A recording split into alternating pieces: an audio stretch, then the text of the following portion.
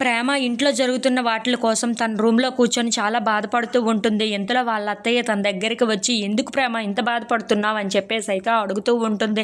ఆ మాటలు వినగానే అక్కడ ఉన్న ప్రేమ మాత్రం ఏమీ మాట్లాడకుండా మౌనంగా చూస్తూ ఉండిపోతుంది. ఇంతలో అక్కడ ఉన్న వేదవతి మాత్రం మీ మామయ్యను అర్థం చేసుకోవటం చాలా కష్టం. ఎంత ప్రేమ వచ్చినా అంత ప్రేమని కురిపించేస్తారు. లేదంటే కోపం వచ్చినా సరే అలాగే ఆ కోపాన్ని కూడా చూపించేస్తారు. ఆ కోపంలో కూడా ప్రేమ ఉంటుంది. తన ప్రేమను అర్థం చేసుకోవటం చాలా కష్టం అని చెప్పేసి అయితే అంటూ ఉంటుంది. ఆ మాటలు వినగానే అక్కడ ఉన్న ప్రేమ అయితే ఒక్కసారిగా షాక్ అయిపోయి వాళ్ళ అత్తయ్య వైపు అలా చూస్తూ ఉండిపోతుంది. అవును ప్రేమ, చూసావు కదా మీ అన్నయ్య నిన్ను కొట్టబోతూ ఉంటే తను ఆ చెంపదెబ్బ తిన్నారే కానీ నీ మీద ఆ దెబ్బ పడనివ్వలేదు చూసావా? నీ మీద అంత ప్రేమ ఉండకపోతే ఎలా అనుకుంటావు చెప్పు అని చెప్పేసి అయితే అంటూ ఉంటుంది.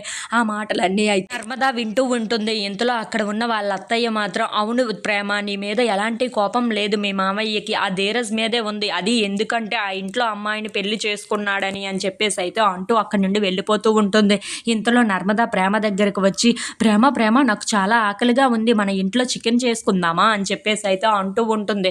ఆ మాటలు వినగానే అక్కడ ఉన్న ప్రేమ అయితే ఒక్కసారిగా షాక్ అయిపోయి నర్మదా వైపు అలా చూస్తూ ఉండిపోతుంది. ఇంతలో అక్కడ ఉన్న నర్మదా మాత్రం, ఏంటి ఇలా మాట్లాడుతున్నానని ఆలోచిస్తున్నావా? నేను ఇలానే మాట్లాడతాను. నాకు ఈ ఇంట్లో ఉన్నోళ్ళని అర్థం చేసుకోవడం చాలా బాగా వచ్చేసింది. నువ్వు కూడా అర్థం చేసుకుంటే చాలా మంచిది. అయినా నాకు చాలా బాగా ఆకలిగా ఉంది, పద చికెన్ తిందాం అని చెప్పేసి అయితే అంటూ ఉంటుంది. ఆ మాటలు వినగానే అక్కడ ఉన్న ప్రేమ అయితే చాలా సంతోషించి, నాకు వండడం రాదు కదా అని చెప్పేసి అయితే అంటూ ఉంటుంది.